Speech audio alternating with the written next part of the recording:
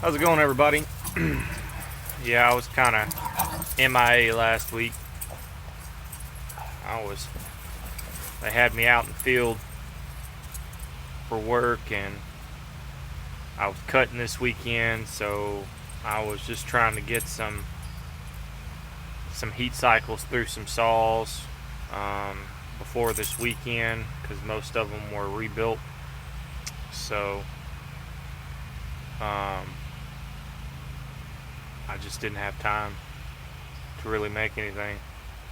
I mean, I could have, but I didn't have much daylight, and I was so scattered all over the shop diagnosing problems and this and that. And when I'm having to do a lot of diagnosing, I don't typically record it, because it's a lot of just try this, try that, try this again, try that again, back and forth, back and forth, back and forth.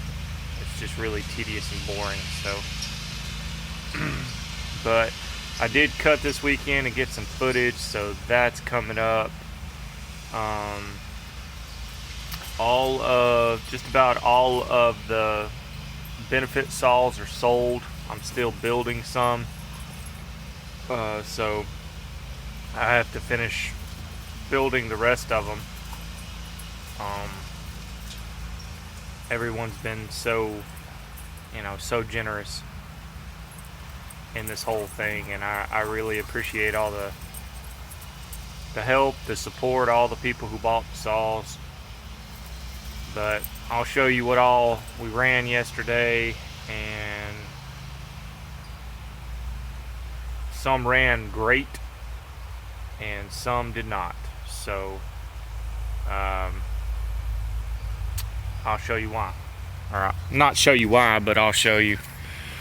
I didn't use this one much. I was only able to make a few cuts with it. The chain was really hungry on this saw, and I didn't want to make a video of it.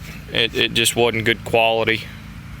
It just wasn't cutting good. It was real grabby. The spikes are stupid big on it, and it just kept binding up. And it just wasn't good footage. I'll just put it that way. I got the 880 going. I don't normally do these. This isn't even a real two-stroke pull handle. This is actually a trolling motor handle, is what it is. See, TH Marine. And I filed out the inside there to fit this massive lawnmower pull cord here, because it needs it. After I did the gasket delete on this saw, it had right around 30 thousandths compression, and 60 millimeters at 30,000. It's just, you just about can't start the thing. You see there's a lot of black, or this partially burned fuel around here coming out of the decomp. That's because the coil I put on here isn't OEM. I'm trying out an aftermarket coil.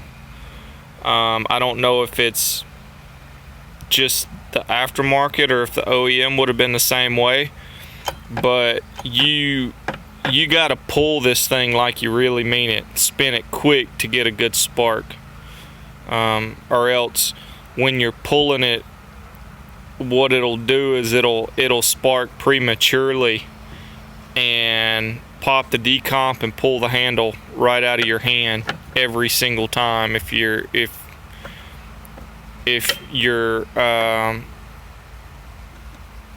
pull technique is really anemic. Like, you really got to mean it. Like, about the only way I can start it is a 3-point start, using the weight of the saw. It's even hard to start on the ground. So I put the big D, a big D handle on it. You can see it's already It's where it vibrates at. I'll need to figure something out there. And that's where it vibrates around like that when it's running. You'll see on the video, but that's why I took the OEM pull cord off. I'm gonna get some like hockey tape or something and put around here to give you a little bit of padding. This was the shining star of the whole thing. This saw runs extremely well. I'm extremely happy with how this thing turned out. This thing is going to be a killer firewood saw. No freaking doubt in my mind whatsoever. This saw is good to go. It'll be cleaned up, and Mr. Daniel will get her out to you in the next week or so. This saw, unfortunately, was running good when I was going through the heat cycles, but when it gets hot, the coil gets hot, it starts misfiring. I did find that out. I ran it enough, and it runs exceptionally well until it gets hot. And then what it does is it kind of makes like this, wow, cut, you know, just cutting out real bad. So I guess I'll be looking for a new coil, because it's not grounding out. If it was grounding out, then it'd be grounding out now, and I just started it earlier, and there's nothing wrong with it. It sounds fantastic. So it just, the coil is not good. Not good at all. But I have footage of this saw doing some cutting on the trees that I put down with this saw. So I don't know which one's going to come out first. You'll either see that one, footage of this first, or the footage of this first. I don't know. I dropped a couple trees with this saw, or a few trees with this saw, and cut tops and stuff with that saw. That saw really got a workout yesterday and performed flawlessly. I'm a little upset I didn't get to run this saw much, but the only chain I had for it was stupid. Well, I may have had another chain in my toolbox. Maybe I should have checked and swapped them out, but it was super duper grabby. That was not good. I don't know what happened when I was filing the rakers on that chain, but it's pretty bad. I'm still trying to get the hang of getting my rakers right where they need to be. Some of these progressive raker files or raker gauges, you have two models of those Carltons. One's for semi-chisel chain, one's for chisel chain, and then they later made one that was for both of them. And they work on full skip better than they do full comp sometimes, depending on what kind of chain it is, or depending on which one you pick up. And I guess I don't know, I guess I used the wrong one and got it way too grabby. So I'll have to, it'll be a while before that chain will come around, especially in hard wood, which that's all I cut yesterday was hard wood, con and elm. So, well, I just wanted to give you all an update. Cutting videos will drop this week, so I'll have some content for you this week. I apologize for last week, but